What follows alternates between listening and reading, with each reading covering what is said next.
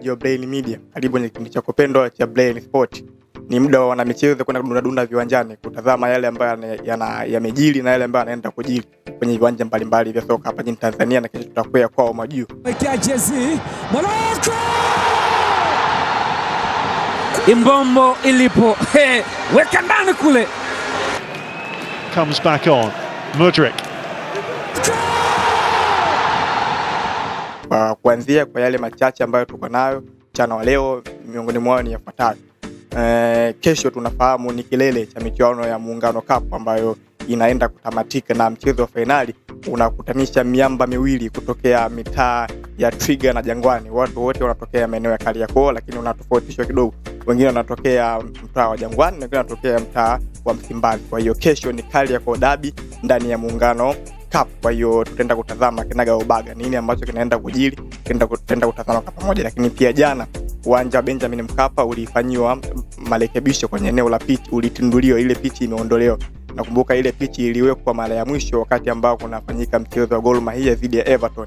Kutoka hapo pitch haikuwa kufanywa marekebisho, lakini jana pitch imeenda kufanywa marekebisho ya kuondolewa na itaweka pitch nyingine mpya. Kwa hiyo uwanja utakaa muda wa miezi 4 bila kutumika, unafungiwa miezi 4 bila kutumika. Kwa hiyo tutaenda kutazama hilo pia, lakini pia leo tutazama ligi kuu ya wanawake kwa upande Tanzania bara itaendelea na michezo kadha wa kadha leo hii. Lakini pia takwea kwao majuu. Umeona mimi nimevalia uzi wa Real Madrid, mabingwa mara nyingi zaidi kwenye historia ya ligi ya mabingwa barani Ulaya, japokuwa kwa bahati mbaya msimu huu hawapo kwenye hatua ya nusu finali. Leo hii ni hatua ya kwanza ya mchezo wa mkondo A kati ya PSG dhidi ya Bayern Munich. Watakuwa wakipatana uwanjani. Nani anaibuka kuwa mshindi, nani anafanikiwa kupata matokeo, tutakuja kutazama hapa. Lakini pia tutaenda kutazama heka za nani anaelekea kuwa mabingwa kwenye ligi mbalimbali huko barani Ulaya. Pale ligi kuu nchini Ujerumani, Bundesliga, tayari FC Bayern Munich inashatangaza kuwa bingwa. Lakini ukija kwenye ligi kuu nchini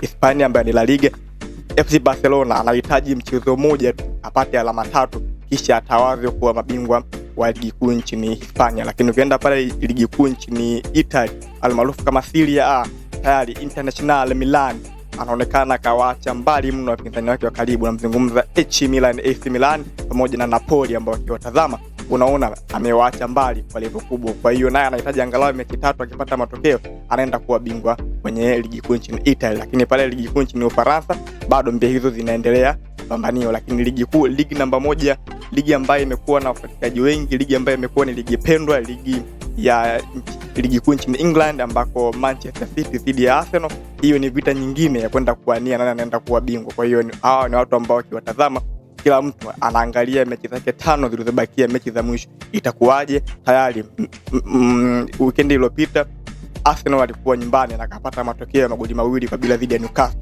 Manchester City hakucheza mechi yake, kwa hiyo wako nyuma kidogo kwa tofauti wa alama 3. Lakini michezo kiangalia Arsenal kazidi. Kwa hiyo tutakupitisha kinaga ubaga. So karibu sana.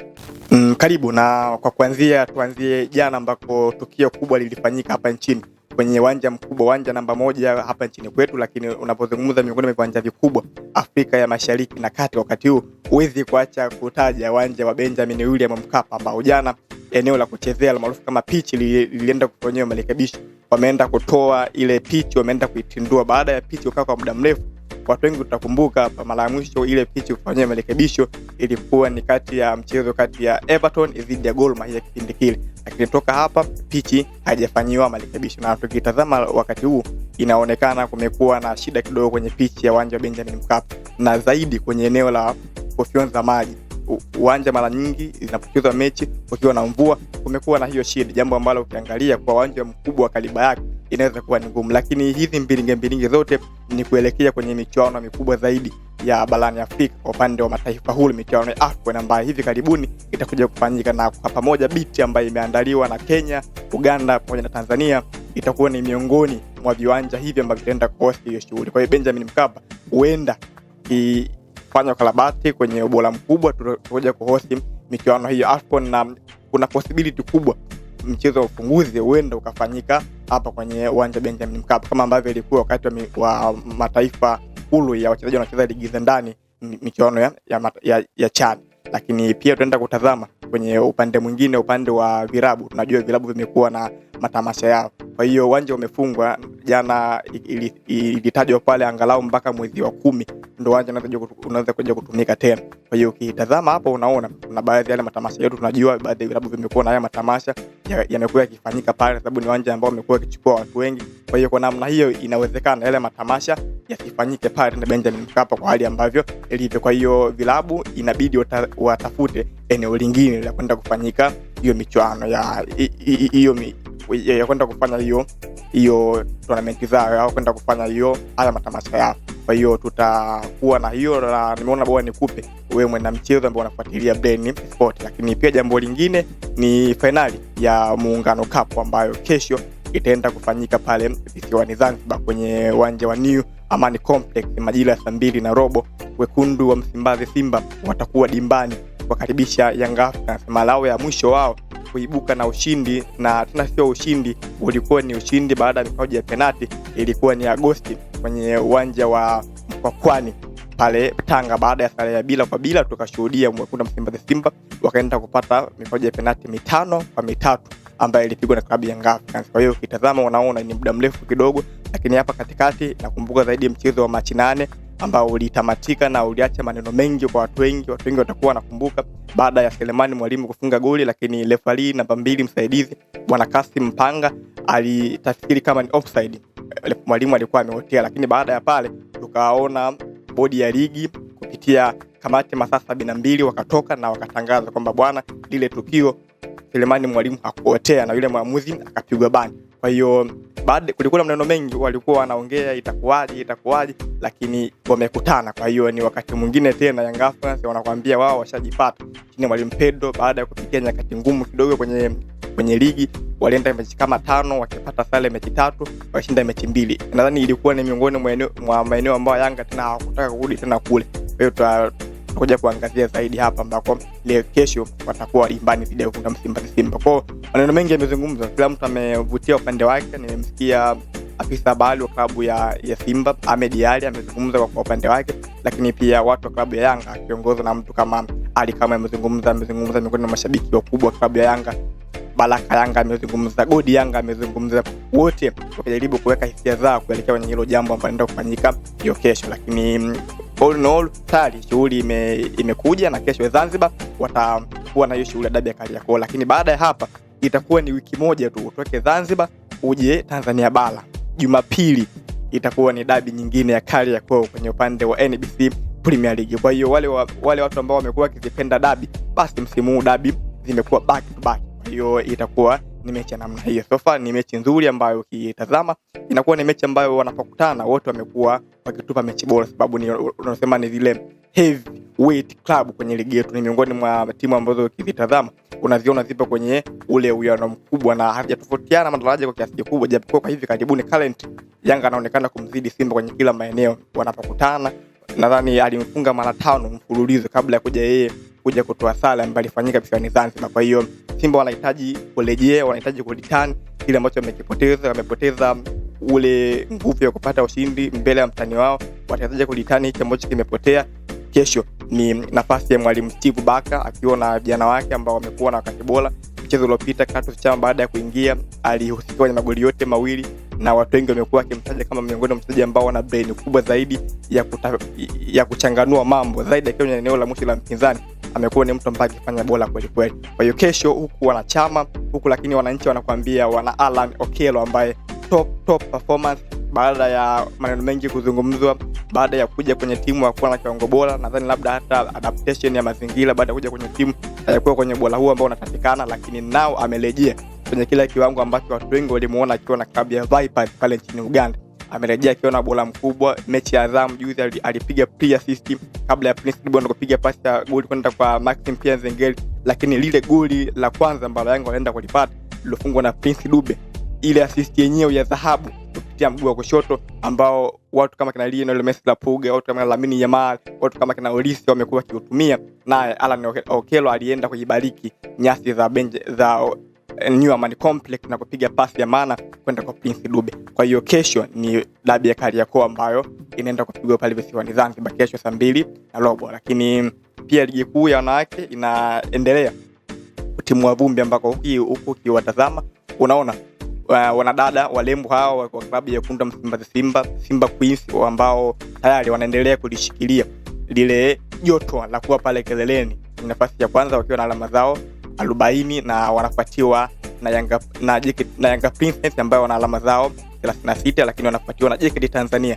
ambao wana alama zao 32. Na ukitazama hapo unaona kabisa kwamba mwalimu Edna Lema na vijana wake wana kazi kubwa ya kufanya, na hivi karibuni kutakuwa na mechi ya Kariakoo Derby pia kwa upande wao, ambako Simba Queens watakuwa nyumbani kumkaribisha Yanga Princess. Kumbuke mechi yao ya kwanza ilifanyika na tukashuhudia ikimalizika kwa goli 1-1. Kwa hiyo kesho ni weekend inayokuja kutakuwa na hiyo mechi pia. Kwa hiyo ni upande wa ligi kuu ya wanawake Tanzania bara, lakini nao tukwee majuu twende kwao, kama ambavyo watu wengi wamekuwa wakizungumza. Tuelekea kwenye usiku wa ligi ya mabingwa barani Ulaya, ambaye ndio story kubwa leo. Najua Jumanne, leo ni Jumanne ambazo kama umeoa basi mwage mke wako, unaenda kwenye miongoni mwa shughuli kubwa ambazo kwa wapenzi wa kandanda duniani kote leo hii inaweza kuwa ni miongoni mwa sehemu zote ambazo tunaenda kucelebrate, tukutane viwanja mbalimbali, kutana maeneo mbalimbali, kutazama mchezo wa PSG Paris Saint-Germain chini ya Luis Enrique. Wamekuwa na performance bora, mabingwa watetezi hao, na wana finali kwa michuano ya FIFA World Cup kwa pande wa vilabu ambayo ilifanyika pale Marekani, wakipoteza kwa magoli 2-0 dhidi ya Chelsea the Blues. Lakini pia hapo yuko nyota ambaye ni mshindi wa kombe la dunia, lakini pia ni mshindi wa UEFA Champions League akiwa na Paris Saint-Germain, lakini pia ni mshindi wa Ballon d'Or, tuzo ya mchezaji bora wa dunia wa kiume ambaye ni Ousmane Dembele. Je, itakuwa ni ngumu kiasi gani dhidi ya klabu ya Vincent Kompany FC Bayern Munich ambayo ina Musiala kiwango bora kweli kweli? Mtazame mtu kama Harry Kane baada ya kutoka Tottenham Hotspur kwenda pale akwenye kiwango bora kweli kweli, lakini watazame wakina Olise hao wamewaka kweli kweli, tazama watu kama Kamicho wamewaka kweli kweli. Kwa hiyo ni FC Bayern ambaye dhidi ya Paris Saint-Germain ni mechi nyingine ngumu ambayo inakutanisha heavyweight club kwa upande wa ligi ya mabingwa barani Ulaya. Imekuwa ni mechi ngumu, itakuwa ni mechi ambayo itakuwa na ufundi mwingi. Tunamjua mwalimu Vincent Kompany amekuwa ni mwalimu ambaye ana mbinu nyingi, lakini pia the same mwalimu Luis Enrique amewaonyesha watu wengi kama wakutarajia msimu jana baada ya yeye kwenda kutwaa ubingwa kwenye na kuwapa historia hii Paris Saint-Germain ambao hawahi kufanya hivyo. Lakini kwenye historia ukirejea nyuma, nakumbuka mwaka 1997 ambako Marseille ndio walienda kuwa mabingwa UEFA. Tangia hapa imepita miaka takriban 28 ambao msimu jana tukamshuhudia Paris Saint-Germain akija kuwa bingwa wa UEFA Champions League na kupeleka ubingwa kwenye ile mitaa ya mtaalamu Emmanuel Macron kwenye ardhi ya Ufaransa pale nchini Ufaransa. Kwa hiyo ukitazama unaona namna hiyo. Kwa hiyo nimekupitisha hivyo, na leo tukutane kwenye kuzitazama heka. Lakini niwaambieni tu mashabiki wa Madrid, mashabiki wa Manchester City, lakini pia mashabiki wa Inter Milan, lakini pia mashabiki wa Man United, bwana nyinyi hammo. Kwa hiyo mkija vibandani kuangalia mechi, chagueni upande, mtakuwa upande gani. Lakini pia nikupitishe kwenye zile heka za nani anaweza kuwa bingwa kwenye ligi mbalimbali barani Ulaya, kuanzia kwenye ligi kuu nchini England ambayo ndio inatajwa kama miongoni mwa ligi pendwa, miongoni mwa ligi ambazo zimekuwa zikifuatiliwa na watu wengi zaidi, miongoni mwa ligi ambazo zimekuwa zikikuwa na mvuto mkubwa zaidi, ambayo japokuwa sijajua kama ni ligi namba 1 kwa bora duniani. Anyway, kama wewe unaona kwa namna hiyo ni kwako, lakini kwenye takwimu ambazo zinafanyika haionyeshi moja kwa moja ligi gani ni ligi namba 1 barani Ulaya na duniani kwa ujumla. Lakini ligi pendwa ambayo imekuwa na wafuatiliaji wengi kutoka kwenye kila kada mbalimbali za maeneo inaweza kuwa ni ligi kuu nchini England. Kwa hiyo mechi itapigwa hivi karibuni baada ya Arsenal amebreak kidogo, amerejea kwenye UEFA Champions League na yeye atakuwa dimbani dhidi ya Atletico Madrid. Lakini kwa hiyo tunatazama nani anaweza kwenda kuwa bingwa.